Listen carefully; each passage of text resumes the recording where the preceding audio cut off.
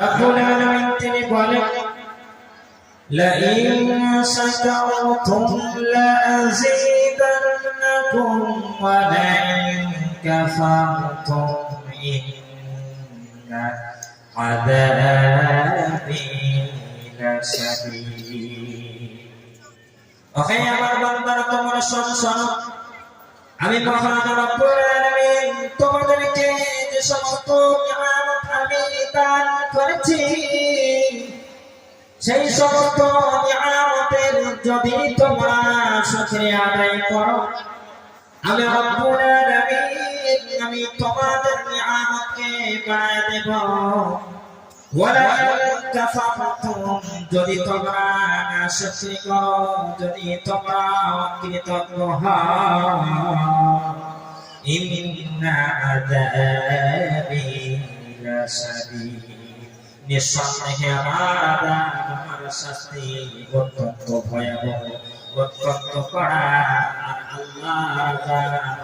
শাস্তি হজম করা যাবে নাকি কি গো ভাই আল্লাহর শাস্তি হজম করা যাবে না এই জন্য সম্মানিত ভাই আমার সামনে আমরা যারা মুসলিম এবং মুমিন মুসলিম কথার অর্থ হচ্ছে আত্মসমর্পণ মুমিন কথার অর্থ হচ্ছে বিশ্বাস আমরা যারা মুসলিম এবং মুমিন আমরা যে কোনো কর্ম কাজ করি না কেন খাওয়া দাওয়া চলা ফেরা ইবাদত বندگی টোটাল এভরিথিং সমস্ত কাজগুলো দুই ভাগে বিভক্ত হয়ে যেতে পারে লক্ষ্য দুটো হতে পারে number 1 how can we enter paradise এক নম্বর লক্ষ্য হচ্ছে আমরা জান্নাতে প্রবেশ করব কেমন নাম্বার 1 নম্বর লক্ষ্য হচ্ছে জান্নাতে আমরা প্রবেশ করব কেমন করে number 2 and how can we be saved from hell দুই নম্বর লক্ষ্য টার্গেট হচ্ছে যে আমরা জাহান্নাম থেকে জাহান্নামের আযাব থেকে শাস্তি থেকে রক্ষা পাবো বাঁচবো কেমন করে কথা ভুল বললাম না ঠিক বললাম কথা বলতে পারেন না কথা ভুল বললাম না ঠিক বললাম এই যে যতগুলো কাজ রয়েছে এই দুইটা জিনিস সীমাবদ্ধ আপনি যে এই যে নসিহত ওয়াজ আর ময়দানে কোরআন হাদিসের কথা শুনতে এসেছেন এইটাও দুইটা লক্ষ্য একটা হচ্ছে আমাদের জান্নাত পাওয়ার আশা এবং জাহান্নাম থেকে বাঁচার আশা অতএব আল্লাহ রাব্বুল আলামিন তিনি আমাদের প্রতিটা সৎ কাজকে জান্নাতে যাওয়ার মাধ্যম করে দিন সকলে বলুন আমিন আর একটু জোরে বলুন আমিন প্রিয় সম্মানিত ভাই আমার সালাম আজকে আমরা বিশেষ করে বিশ্বনবী রাসূলুল্লাহ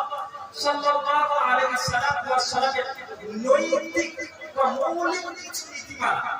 এবং সর্বশেষে নবীজি কোরআন থেকে 7টা নসিহত 7টা উপদেশ এটা হচ্ছে আমাদের আলোচনার বিষয় তার আগে আমাদের ছোট ছোট কয়েকটা কথা প্রশ্ন সহকারে বলতে চাই প্রিয় সম্মানিত ভাইরা আমি বলতে চাই বিশ্বনবী রাসূলুল্লাহ সাল্লাল্লাহু আলাইহি সাল্লামকে আল্লাহর নবীকে নবী বলে ঘোষণা করা হয়েছিল আল্লাহ পাক নবুয়ত দিয়েছেন 40 বছর বয়সে কত বছর বয়সে গো ভাই একটু আবার দিয়ে বলে কত বছর বয়সে 40 বছর বয়সে আল্লাহ পাক নবীকে নবী বলে নবুয়ত ঘোষণা দেওয়ার পরে আল্লাহর নবী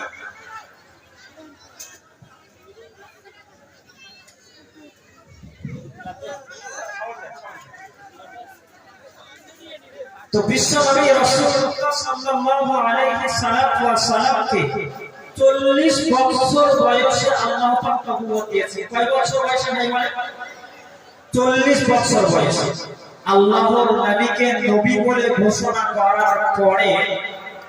নবী আমার 3 বছর দিনের দাওয়াত গোপনে গোপনে দিয়েছেন কয় বছর আল্লাহ বলেন আর আল্লাহ বলেন কয় বছর 3 বছর 3 বছর পরে আল্লাহ পাক কোরআনুল কারীমের একাধিক কোরআনের আয়াত অবতীর্ণ করলেন যেমন রব্বুল আলামিন তিনি বলেন ইয়া আইয়ুহার রাসূল বাল্লিগ মা উনজিলা ইলাইকা মির রাব্বিক ওহে রাসূল আমি মহান রব্বুল আলামিন আমি আপনার উপরে যা কিছু কোরআনের পানিগুলো পৌঁছা দিয়েছি, সেই সমস্ত কোরআনের পানিগুলো, কোরআনের মেসেজগুলো, কোরআনের বার্তাগুলো মানুষের কান পর্যন্ত আপনি পৌঁছায় দেন। নবী কারীম যখন মহান রব্বুল আলামিন পবিত্র কোরআন কারীমের আয়াত অবতরণ করলেন, আল্লাহর নবী সাল্লাল্লাহু আলাইহি সাল্লাতু ওয়া সাল্লাম তিনি কিঞ্চিত পরিমাণ তিনি আর আরাম করলেন না, বসে থাকলেন না। অন্যত্র আয়াতের মধ্যে রব্বুল আলামিন তিনি বলেন, ওয়া আনজির আশিরাতাকাল আকরাবিন,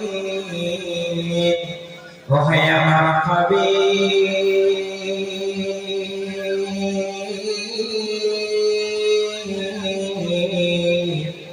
আমি রব্বুল আলামিন আপনার উপরে কোরআনের কারীম অবতরণ করেছি,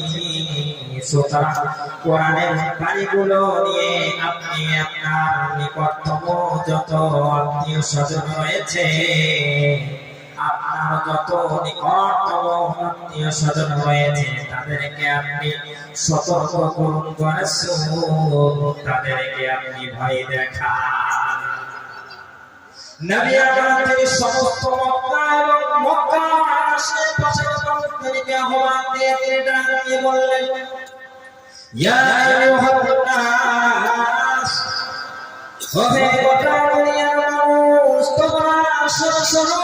ভালো করে শোনো। আল্লাহ রাব্বুল আলামিন তিনি জানায় দিয়েছেন, তোমরা পড়ে রাখো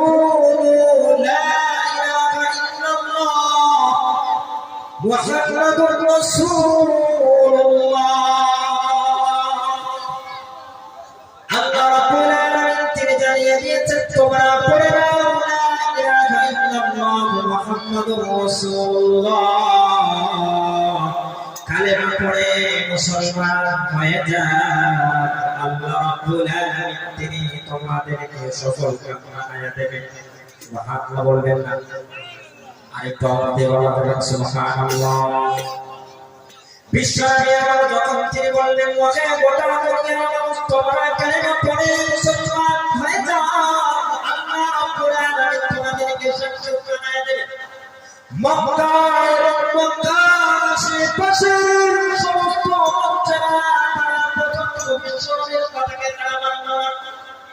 আল্লাহর নবী সাল্লাল্লাহু আলাইহি ওয়াসাল্লামের কথাকে তারা অ্যাকসেপ্ট করল না। নবী আমার অন্য প্রসেসের মাধ্যমে অন্য পন্থা অবলম্বন করে বললেন, ওহে গোটা দুনিয়ার মানুষ, তোমাদের জীবনে, তোমাদের বাস্তব জীবনে এমন একটা সময় এসেছিল নাকি আল্লাহর নবী সাল্লাল্লাহু আলাইহি ওয়াসাল্লাম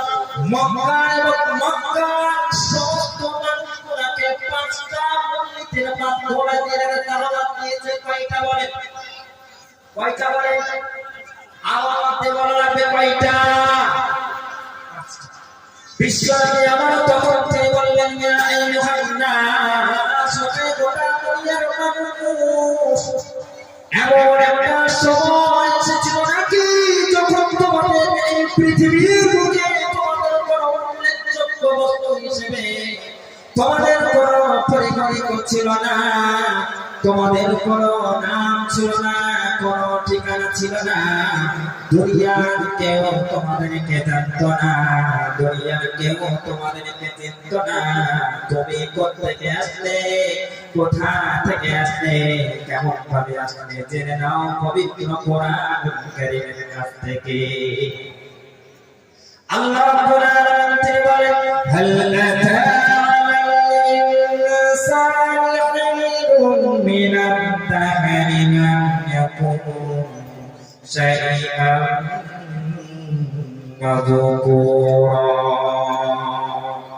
ওহে গোটা দুনিয়ার মানুষ, তোমাদের জীবনে কি এমন একটা সময় এসেছিল নাকি যখন তোমাদের উল্লেখযোগ্য বস্তু হিসেবে তোমাদের কোনো পরিগণিত ছিল না, তোমাদের কোনো নাম ছিল না, কোনো ঠিকানা ছিল না। فإنا خلقناكم من تراب ثم من نطفة ثم من علقة ثم من আমি মহান রব্বুল আলামিন আমি তোমাদেরকে তোমাদের মাতা পিতার মাধ্যমে এক ফোঁটা পবিত্র পানির ফোঁটায় তোমাদেরকে সৃষ্টি করেছি তারপরে তোমাদের সেই এক ফোঁটা পবিত্র পানির ফোঁটাকে জমাট রক্তে পরিণত করে দিয়েছি তোমাদেরকে একটি সুরক্ষিত জায়গার মধ্যে রেখে দিয়েছি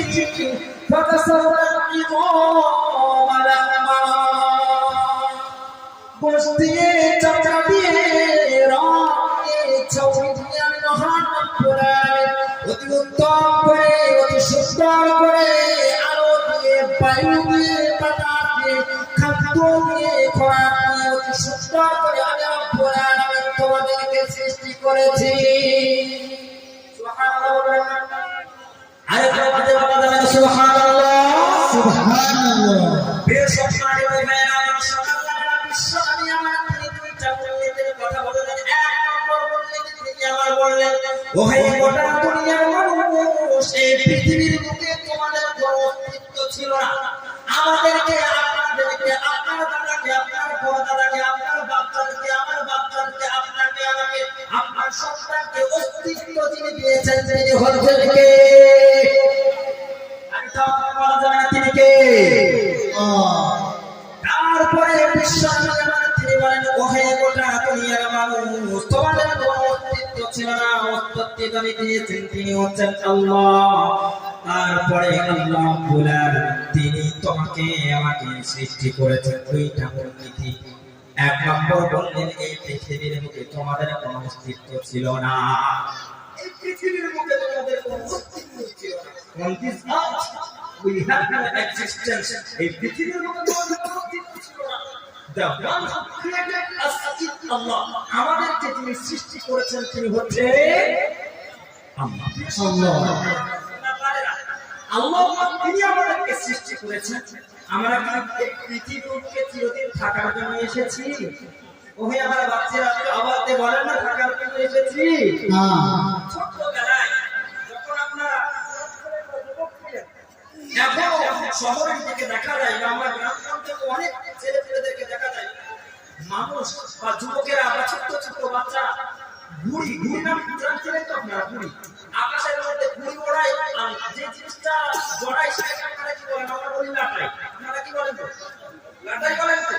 তো লাটাই যে নিচে জড়ায় সেটাকে লাটাই জড়াতে থাকে আর ঘুড়ির সামনে স্বচ্ছন্দে অত্যন্ত আনন্দ সহকারে আকাশে উঠতে থাকে